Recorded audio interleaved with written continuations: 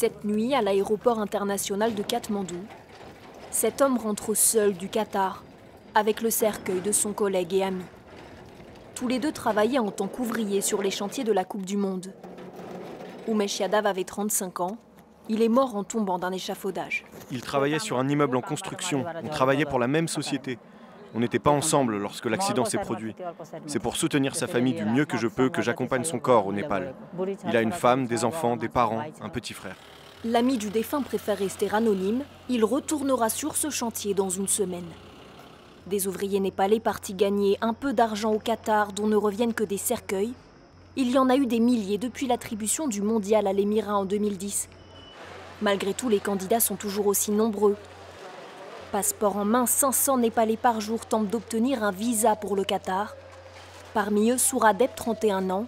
Ce père de famille espère gagner 300 € par mois pour un poste de bagagiste. C'est 3 fois le salaire moyen au Népal.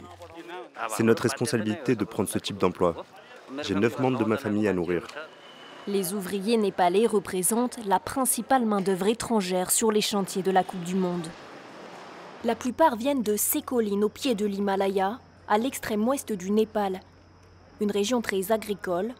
Pour s'extirper de la pauvreté, la majorité des hommes quittent le pays, au risque de ne pas revenir, et de laisser leur famille dans une détresse encore plus grande, comme Sirmita et ses enfants.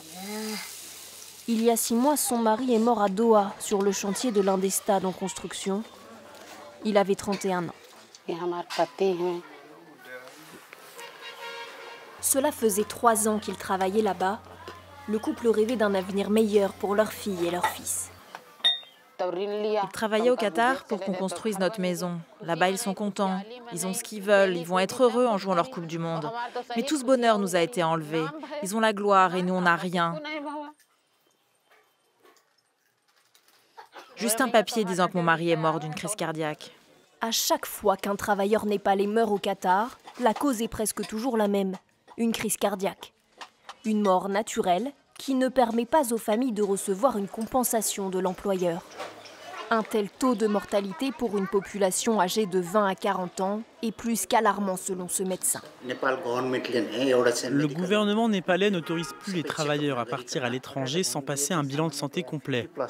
Les crises cardiaques touchent principalement les personnes âgées de 50 ans et plus. Or, ceux qui partent à l'étranger sont principalement des jeunes. C'est une véritable préoccupation. Le gouvernement népalais devrait se pencher sur la question. Difficile de connaître le nombre exact de morts. Selon le gouvernement népalais, 13 000 de ses ressortissants auraient travaillé sur les différents chantiers de la Coupe du Monde, hôtels, aéroports, routes et bien sûr dans les stades. Parmi eux, toujours selon le gouvernement, près de 2000 Népalais y seraient décédés, un chiffre très largement sous-estimé aux yeux des différentes ONG.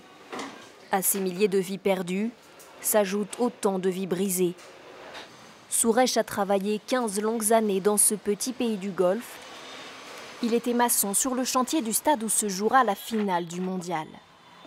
À 43 ans, il souffre de dysfonctionnement aux 2 reins. Voici les médicaments que je prends chaque jour. Il y en a ici, là et là. Je prends aussi des injections d'insuline. Rien que pour ce médicament, je dois avaler 7 comprimés par jour. Mes reins m'ont lâché à 42 ans. 42 ans, c'est jeune, non? Alors oui, je suis vivant, mais déjà mort. Pour survivre, il a dû recevoir le rein de sa mère, donneuse compatible. Tout ce qu'il a gagné au Qatar, il l'a dépensé pour se soigner. J'ai tout dépensé. Tout dépensé. En tout, près de 20 000 €. Pour lui, aucun doute, ses conditions de vie et de travail lui ont causé ces séquelles irréversibles.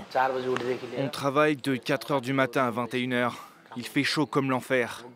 Parfois, il n'y a pas de climatisation, même pas dans les engins.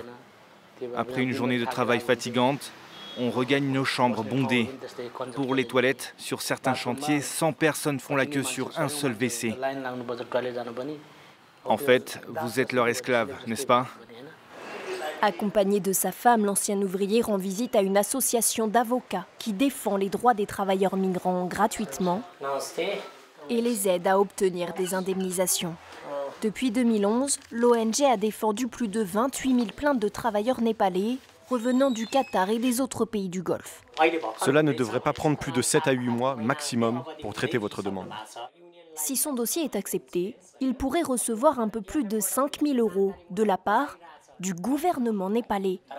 Un gouvernement qui accepte d'allouer des compensations tout en fermant les yeux sur les agissements qataris, car la diaspora népalaise rapporte un tiers du PIB au pays. De son côté, l'émirat refuse de créer un fonds d'indemnisation pour les ouvriers. Nous retrouvons Souradep, le jeune père de famille prêt à s'envoler pour Doha. En attendant son visa, il séjourne dans ce petit hôtel avec 2 amis de son village. Tous les 3 devront rester au moins 2 ans au Qatar sans revenir. Ce sont les conditions du contrat. J'ai juste ce sac à dos presque vide avec 2-3 vêtements. Là-bas, je vais travailler, gagner de l'argent et je reviendrai avec un sac plein. Un destin qu'ils acceptent, résignés pour leurs enfants. J'ai dit à mon fils, si tu reçois une bonne éducation, tu vas pouvoir améliorer notre pays, changer les lois. Tu pourras créer des emplois pour les gens comme nous et peut-être qu'on n'aura plus besoin d'aller dans d'autres pays. C'est mon seul rêve. Au Qatar, les touristes remplacent peu à peu les ouvriers étrangers. Désormais, les Népalais s'envolent principalement vers l'Arabie saoudite, qui accueillera les Jeux asiatiques d'hiver en 2029.